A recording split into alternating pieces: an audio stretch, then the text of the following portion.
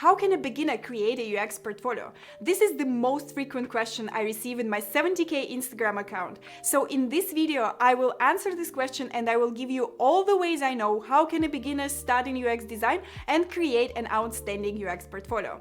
My name is Ines, my channel is about UX design, subscribe. The first and the most frequent way beginners starting with the UX portfolio is by adding their case studies from a bootcamp. And this is a very legit way, and it's frankly very easy to do so. Most people attend bootcamps when they consider starting in UX design because there they received condensed information and some mentorship. Naturally, after a bootcamp, you will have 1, 2, 3 case studies, and this is already a good start for UX portfolio. And depending on the bootcamp, they might give you actually a real problem or a realistic problem to work on. So those cases, they are not always bad or not always of a lower quality. Although a number of bootcamps right now is really overwhelming and not all of them are compliant with the quality standards we have in the industry. But still, this is how most people start and it makes sense to include it. The main problem with bootcamps case studies is that you are not really standing out. A lot of people in your cohort are solving the same problem, and that's why the same case study, the same problem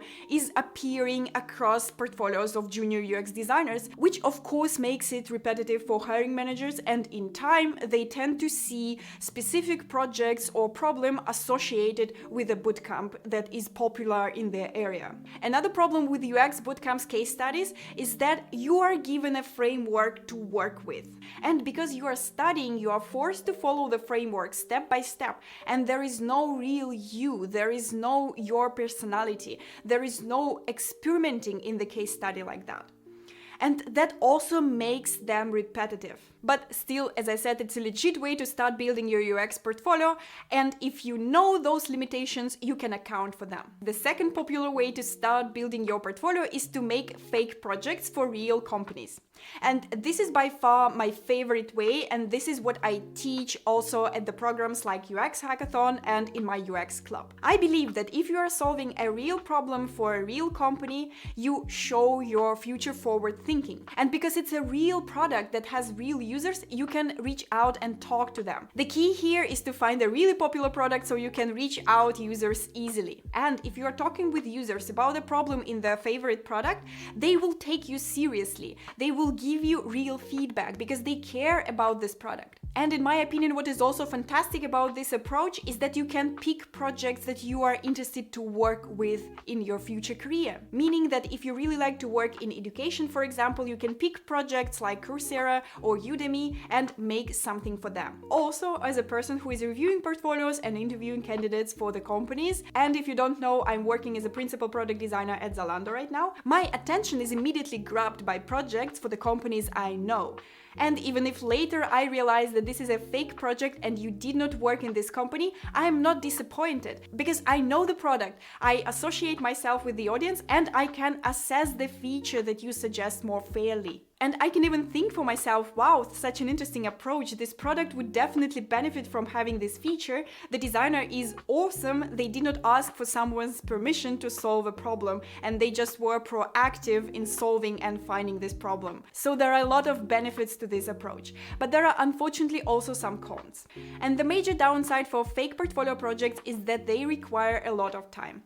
And during this time, you are not getting paid, but you are also not learning anything structurally because you are not in a program, you are not in a bootcamp. You are basically dealing with the project yourself, and that could be lonely. And you can also encounter a dip in your motivation, roadblocks that you don't know how to solve, and you will have to reach out to people or mentors to help you to solve this problem. And on average, to make a project like that, you need 3 to 4 weeks, which is a lot. Another downside of the project like that is that you don't really have a real world friction. Of course, if you reach out to real users, they will give you some ideas that will impose limitations on your designs, but it's still not enough. And that's why if you only have projects like that in your portfolio, this could also look unbalanced. I will talk more about balancing your portfolio at the end of the video because it's also a very important topic that we don't talk enough. So stay until the end, and in the meantime we will discuss the third way how can you find projects for your portfolio. And the third way is very controversial, but I personally did it myself and I believe that works just fine. I'm talking about finding clients with whom you can work for free or for a very little money. And I have been already criticized for this approach when I mentioned that in one of my previous videos,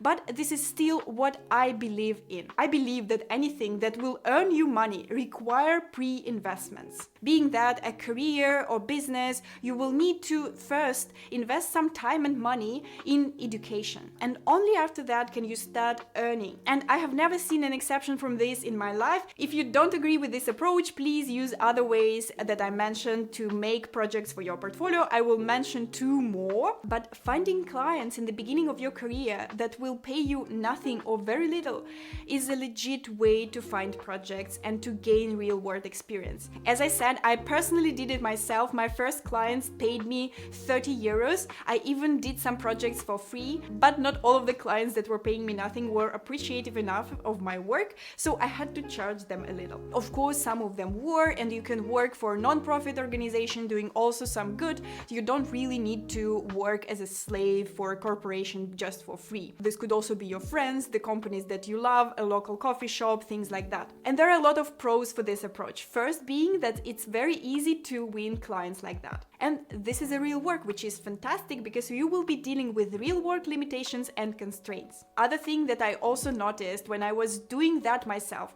is that if you offer the first piece of work for free or for a minimal charge, sometimes and actually quite often, companies, if they like your work, they offer you a bigger pay package. Because most people want the transaction to be fair and want employees to be staying with them as longer as possible. And it's also correlates with a lot of things in our lives. Sometimes if you're looking for a course to start, you might try out a piece of it for free to see if that's any good, and then you are willing to pay for it, because this is how it's fair and this is how you're also stay committed. No surprise that this is also works for UX design. Another tip that I've learned while doing this myself, that I was saying upfront that I'm learning and I will be using this project to also upskill myself. That lowers the bars and expectations for a client and allows me to make mistakes. But of course, I won't lie to you, this is not an easy path, because most of the clients that either are not paying you or paying you very little money, they are either not committed enough or they are not appreciative of your work. Sometimes you will also face a low engagement from your side, you need to ping them, you need to remind them, and this also prolongs the time you're working on the project and frankly doesn't bring you any benefits. And I'm talking there deeply from my own experience. I'm not recommending you anything that I have not tried myself. And another thing is that the projects you will be able to obtain this way will probably be simple web designs, which is still a fantastic way to practice UI, but if your goal is to work in a big tech company or in a tech startup, it's not something that will bring you closer to the target. By the way, if you like this video and you want to receive more videos like that, give me thumbs up and hit the subscribe button down below. That's important for me and for YouTube algorithms. And we are moving on. Next 2 ways to find projects for your UX portfolio are not so obvious, and many people overlook them. The way number 4 how to fill your portfolio with projects is to start making templates for Framer and Webflow, which is a fantastic way to practice UI, maybe even a bit of a product design, and earn some money. And because you basically self-impose this task on yourself, you are not dealing with tight timelines, which could be really convenient when you are switching from another career to UX design while still working full-time. And as a nice additional benefit, you will also receive appreciation from UX UI design community for creating templates like that. Of course, this way will also bring you mostly web design practice. The same problem as with the previous method. If your goal is to work in a tech company, then web design, it's not something that you really want to showcase, but you can also create e-commerce templates that are standing already on the product design side. So it's not a bad idea to try this way too, provided that you are doing some other project types to balance your portfolio, which we're going to talk in depth in just a couple of minutes. And the other very interesting and underappreciated way how can you create a project for your portfolio as a beginner is by creating Figma plugins. And a plugin is already a product, so you're practicing legit product design here. And you can also get paid for the plugin, you will receive appreciation from UX UI community, and because you don't have timelines, it's very convenient to work on the project like that while you're still working full-time in your previous career. But of course, there are two downsides to mention. First, being that it's hard to find an idea. But hey, this is also a product design work. We have methods on how you can uncover and find ideas, you can do user interviews, you can do surveys, and this is how you land on an idea. Another problem is that it will require some coding skills. And here you can either pair up with an engineer, but of course you will have to know some engineers to pair up and convince them, or you will have to learn some basics of code, which is actually quite easy right now with ChatGPT and the new canvas that they have there. I suggest you to check the recent updates for ChatGPT. So it's getting easier and easier for UX designers to code and create projects like that, like plugins. So it's a very interesting way to create a project for your portfolio. Not many people are using this approach, and that means that you can stand out if you have that. Now let's talk about balancing your portfolio.